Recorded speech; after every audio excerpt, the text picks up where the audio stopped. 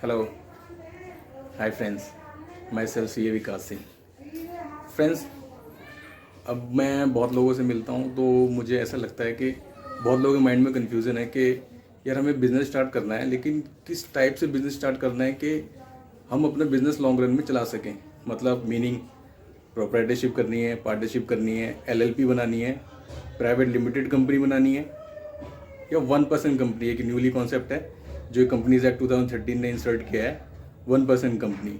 मतलब लेकिन बहुत लोगों के डाउट्स हैं कि हमें बनाना है तो और हमें लॉन्ग रन में करना है तो क्या काम करना है। तो फ्रेंड्स, हम ये डिस्कस करेंगे आज कि हमें बनाना है और हमारी कन्फ्यूज़न दूर करनी है कि हमें टाइप्स ऑफ इनकॉर्पोरेशन किस तरह से होते हैं और हम अपना बिजनेस किस स्टार्ट कर सकते हैं किस वे में कि हमारा बिजनेस लॉन्ग रन में जाए। करते हैं कि हमने कुछ एट्रीब्यूट्स बनाए हैं जो हमें बताएंगे आगे कि हमें किस वे में चलना है आगे और कैसे चलना है। सो फ्रेंड्स,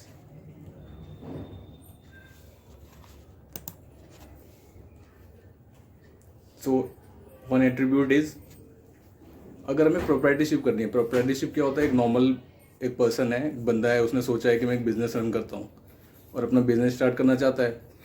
तो उसके माइंड में आता है कि यार मैं स्टार्ट करता हूँ। तो एक गवर्निंग एक्ट क्या होता है कि अगर वो स्टार्ट करेगा तो एक गवर्निंग एक्ट क्या है उसके लिए?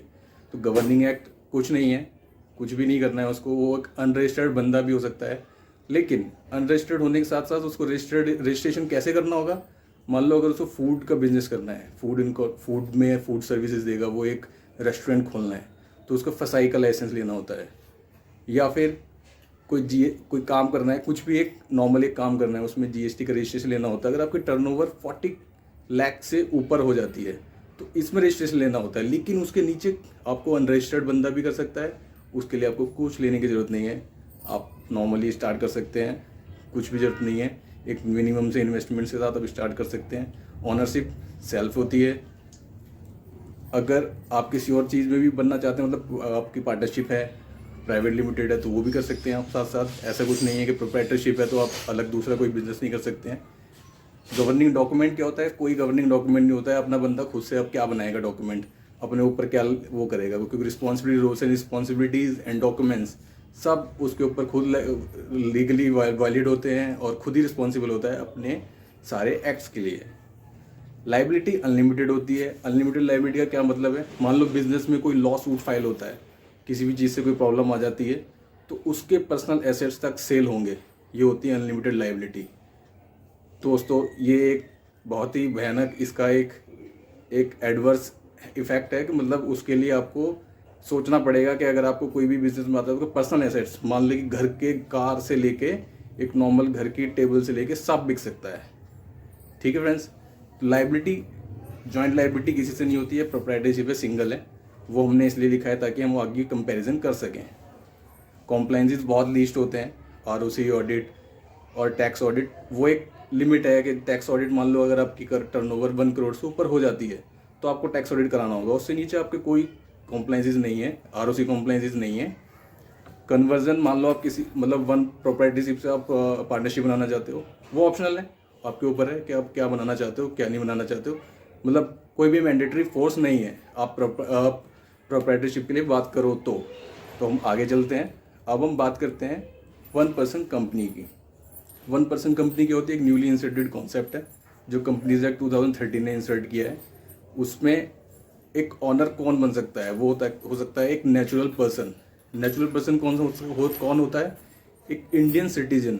इंडियन सिटीजन एक normal live person who resides in India for more than 182 days in India.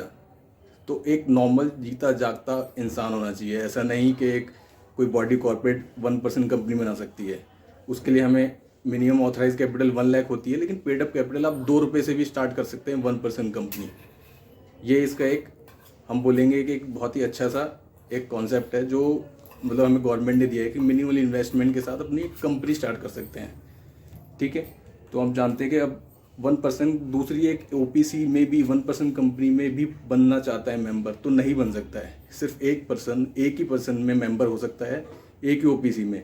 हाँ, उसके साथ एक उसको नॉमिनी मेंबर ही बनाना होगा। मान लो अगर उसका कुछ एक्सीडेंट हो जाता है या कुछ भी प्रॉब्लम आती है तो उसके साथ उसको नॉमिनी होगा जो वो उसके ऊपर टेक ओवर कर लेगा बिजनेस को, और उस बंदे के बाद तो एक नॉमिनी मैंडेटरी है। उसके अलावा इसमें कोई मैंडेटरी नहीं है, एक ही बंदा काम कर सकता है। गवर्निंग डॉक्यूमेंट्स क्या होते हैं, जो एक कंपनी, एक प्राइवेट लिमिटेड कंपनी में होते हैं, लाइक MOA एंड AOA, वही आपके गवर्निंग डॉक्यूमेंट्स होंगे। मेमोरेंडम ऑफ एसोसिएशन जो आपके ऑब्जेक्ट्स बताते हैं आपको क्या काम करना है, क्या नहीं काम करना है। आर्टिकल्स जो आपके एक कंपनीज एक्ट में, जो एक गवर्निंग एक्ट से कि आपकी बिजनेस सॉलिसिट होगा तो क्या होगा, कुछ भी बैंक तरफ से होती है तो क्या होता है, वो एक नॉर्मली जो सब पे एप्लीकेबल होता है वो आर्टिकल एसोसिएशन में बताता है। तो MOA and AOA governing documents होते हैं जो बिजनेस में आपको बताएंगे कि आपको क्या फॉलो करना है। लाइबिलिटी आपकी, ये एक बहुत अच्छा बेनिफिट है इसका, लिमिटेड लाइबिलिटी होती है। मतलब लिमिटेड लाइबिलिटी का इसमें क्या मतलब, अगर पर्सनल एसेट सेल नहीं होंगे, आपका जितना % शेयर है बिजनेस के एसेट्स ही सेल हो सकते हैं। अगर कोई भी लाइबिलिटी आती है, कोई भी लॉ सूट फाइल होता है, वेंडर फाइल करता है, किसी भी रिलेटेड हमारे पास कोई प्रॉब्लम्स आ जाती है बिजनेस में इन द लॉन्ग रन, तो कोई भी आपके पर्सनल एसेट्स सेल नहीं होंगे। तो 1% कंपनी का एक ये बेनिफिट है हमारे लिए, जो एक प्रोपर्टीशिप में नहीं है। लेकिन जॉइंट लाइबिलिटी, क्योंकि सिंगल ओनर है, कोई जॉइंट लाइबिलिटी नहीं है, अपनी लाइबिलिटी है, नॉमिनी की भी लाइबिलिटी नहीं है जब तक वो बिजनेस में नहीं आता है।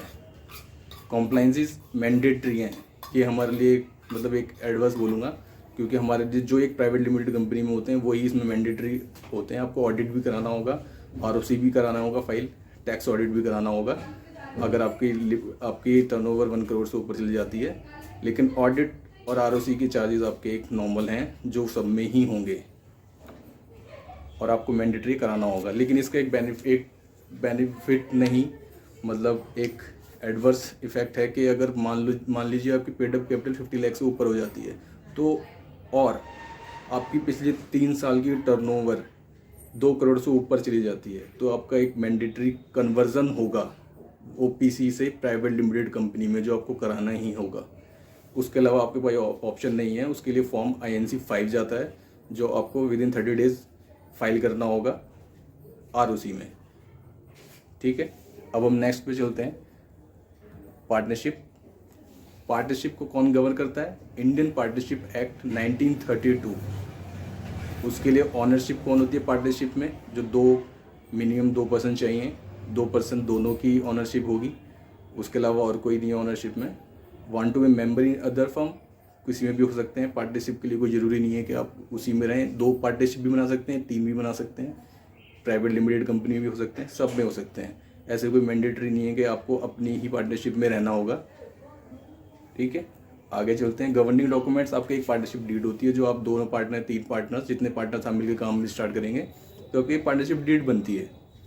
उस डीड में ही जो आपके गवर्निंग होंगे, आपकी प्रॉफिट शेयरिंग कितनी होगी, बिजनेस कैसे चलेगा लॉन्ग रन में, आप आगे कैसे सर्वाइव करेंगे, वो सारे डॉक्यूमेंट्स वो आपकी पार्टनरशिप डीड वो करती है। जो आप स्टार्टिंग इनकॉर्पोरेट करोगे, पार्टनरशिप बनाओगे, तो उसी टाइम पे आपकी वो सारी चीज़ें लॉन्ग उसी में लिखी जाएंगी। लाइबिलिटी अनलिमिटेड होती है पार्टनरशिप की। अगर कोई बिजनेस, कोई भी लॉ सूट फाइल होता है, वैसे ही जैसे बाकी में मैंने बोला लॉ सूट फाइल होता है, पर्सनल एसेट्स भी सेल हो सकते हैं। जॉइंट लाइबिलिटी होती है, मान लो अगर एक पार्टनर का 40% शेयर है, एक का 60% शेयर है, 40% वाले के एसेट सारे सेल होने के बाद भी आपका शेयर आप नहीं कर पा रहे, वो नहीं रिकवर कर पा रहे 40%, तो आपके एसेट भी सेल होंगे to the extent more than 60%। तो ये इसका एक बहुत ही एडवर्स इफेक्ट है जो हमें इसमें कंसिडर करना होगा। लाइबिलिटी अनलिमिटेड होती है, कॉम्प्लाइंसेस मिनिमम है, वही अपनी टर्नओवर हम एक्सीड करेंगे तब होगी, या GST रजिस्ट्रेशन के लिए हमारे पास तब होगा। कॉम्प्लाइंसेस ऐसा कुछ नहीं है कि हमें, बहुत ही मिनिमम बोलूँगा मैं इसमें, बहुत ही मिनिमम है। और कन्वर्जन भी हमारे पास ऑप्शनल है, ऐसे कोई मैंडेटरी फोर्स नहीं है। हमारा कोई LLP act, Indian partnership act हमें कोई अलग से नहीं लगाता है। इसके अंदर एक LLP का कॉन्सेप्ट है, लिमिटेड लाइबिलिटी पार्टनरशिप। पार्टनरशिप जो नहीं बनाना चाहते हैं उनके लिए एक अलग से आया है कि पार्टनरशिप में एक लाइबिलिटी जो पॉइंट है उसको हटाने के लिए, एक लिमिटेड अनलिमिटेड लाइबिलिटी को हटाने के लिए कि आपके पर्सनल एसेट तक शेयर ना हो सेल, तो इसके लिए LLP एक्ट आया है। उस LLP एक्ट में, LLP एक्ट 2008 गवर्न करता है। ऑनरशिप हमारी सेम होगी, मेंबर दूसरे में बन सकते हैं।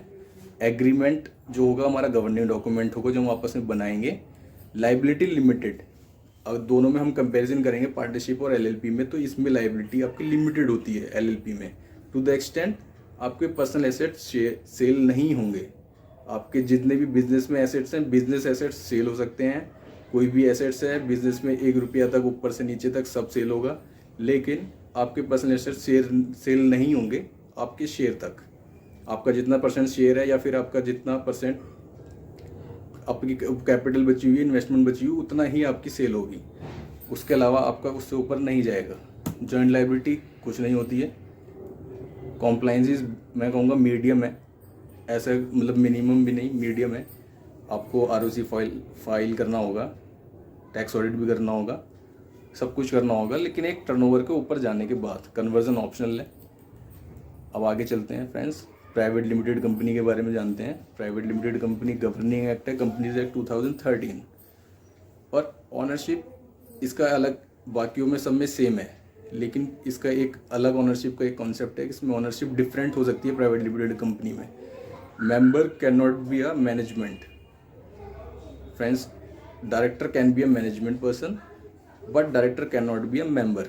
ऐसा ज़रूरी नहीं है कि मेंबर ही होगा, जो एक पर्सन स्टेक ओनर है वही आपका मैनेजमेंट देखेगा, ऐसा ज़रूरी नहीं है। तो अलग management and ownership can be different in private limited company, ठीक है।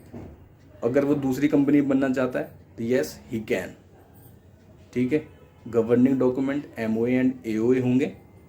लायबिलिटी लिमिटेड है टू द एक्सटेंट वही उसकी जितनी पेड अप कैपिटल रिमेनिंग है, मान लो पेड अप कैपिटल कंपनी में 10 रुपये की है एंड कॉल्ड अप कैपिटल 2 रुपये की है, तो 8 रुपये बैलेंस उसकी लायबिलिटी होगी, जो उसको एट द टाइम देनी होगी जब कंपनी पे कोई भी पेंडेंसीज या लीगल सूट्स फाइल होते हैं। उसके अलावा उसे पर्सनल एसेट्स कोई सेल नहीं सकते हैं। जॉइंट लायबिलिटी नहीं है। कॉम्प्लाइंसेस सारे मैंडेटरी हैं।